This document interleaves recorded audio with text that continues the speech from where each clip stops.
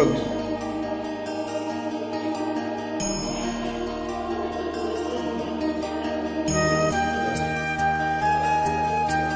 Order copy.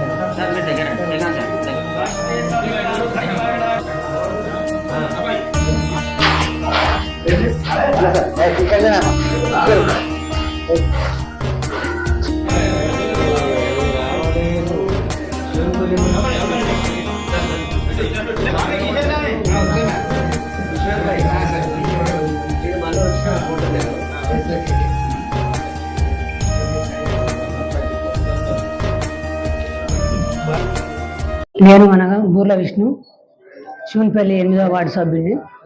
2019 సంవత్సరంలో గ్రామ పంచాయతీకి సాధారణ ఎన్నికలు జరిగినప్పుడు జనవరి నెలలో నోటిఫికేషన్ రావడం జరిగింది. అటు జనవరిలో వచ్చిన నోటిఫికేషన్ గ్రామం నుండి ఎవరు నామినేషన్ వేయలేదు. తిరిగి ఫిబ్రవరి నెలలో 2వ విడత నోటిఫికేషన్ రావడం జరిగింది. ఆ నోటిఫికేషన్లో 8వ వార్డులో మినహా మిగతా 13 వార్డులు సర్పంచ్కి ఎవరు పోటీ చేయలేదు. ఆ 8వ వార్డులో నేను నామినేషన్ వేశాను. నేను వేసిన తర్వాత నా మీద ప్రత్యర్థి గాన్ల జ్యోతి పోటీలు నిలబడితే మాకు ఫిబ్రవరి 2వ తేదీ రోజు ఎలక్షన్ జరిగినాయి. అటు ఎన్నికల్లో నేను 43 ఓట్ల మేరతో గెలిచినాను. అప్పటి నుండి నేను ఏకైక వార్డు మెంబర్ కొనసాగుతున్నాను.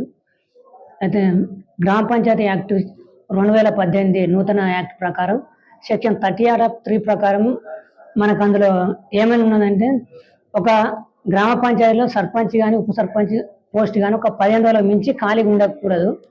ఉన్నట్లయితే ఒక అటువంటి గ్రామ పంచాయతీలో కలెక్టర్ ద్వారా నియమించబడే ఏ వార్డు సభ్యుడైనా కానీ సర్పంచ్గా చెల్లుబాటు అవుతాడని 2018 యాక్ట్లో ఉంది. నేను ఈ యాక్ట్ ప్రకారం అని గౌరవ కలెక్టర్ గారికి 2019లో మెమోరాండం ఇచ్చాను, డిపో వారికి ఇచ్చాను. కలెక్టర్ గారు మళ్ళీ తిరిగి కలిసినాను. దానిపైన ఎటువంటి చర్యలు తీసుకోకుంటే నేను హైకోర్టులో 54/55/2021 రిట్ పిటిషన్ దాఖలు చేయడం జరిగింది. ఈ రిట్ పిటిషన్ పైన 2023 జనవరి 11వ తేదీన గౌరవ డిపిఓ గారికి ఎగ్జామిన్ చేయమని హైకోర్టు వాడు ఆర్డర్ ఇచ్చడం జరిగింది.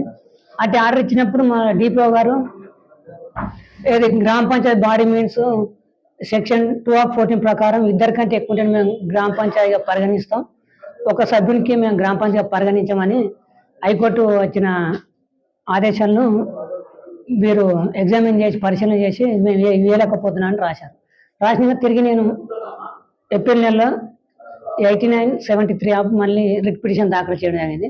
ఈ రిట్ పిటిషన్లో తిరిగి 2వ విడత గౌరవ న్యాయమూర్తి గారు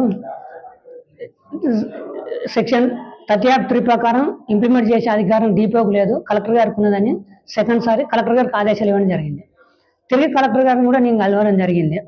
సార్ అని చెప్తే సరే మేము పరిశీలన చూస్తామని చెప్పినాక మళ్ళీ కలెక్టర్ గారు కూడా సెక్షన్ 2(14) ప్రకారం మేము వేయలేకపోతున్నామని హైకోర్టు గారు తెలపడం జరిగింది.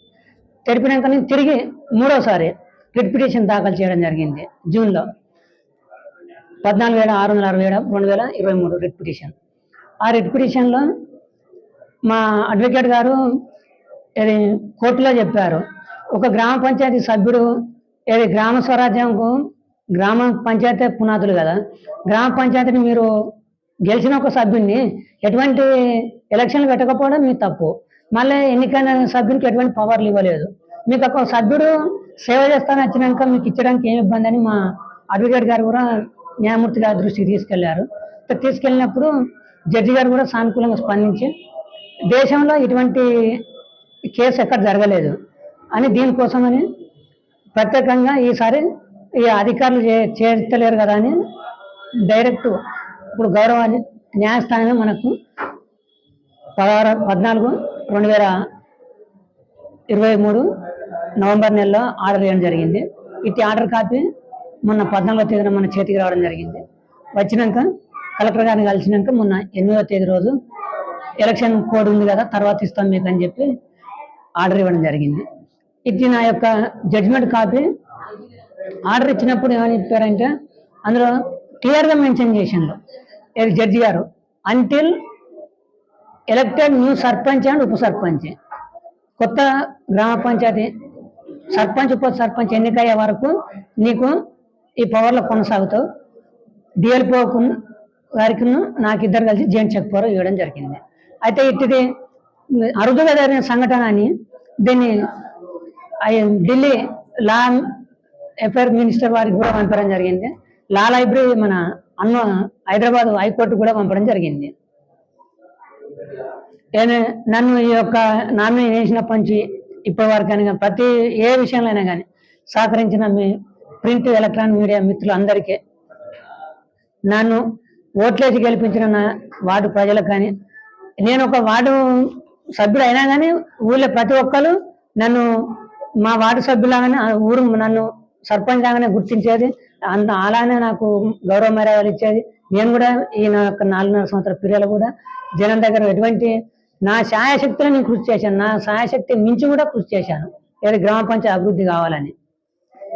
ఈరోజు నిన్న మనకు గౌరవ డిపో గారు ఆర్డర్ ఇచ్చాను జరిగింది.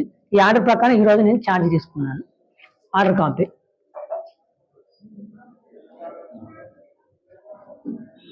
ఇటు ఆర్డర్ ప్రకారం గౌరవ డిఎల్పిఓ గారు ఎంపీడీఓ గారి సమక్షంలో నేను సర్పంచ్గా ప్రమాణ స్వీకారం చేయడం జరిగింది.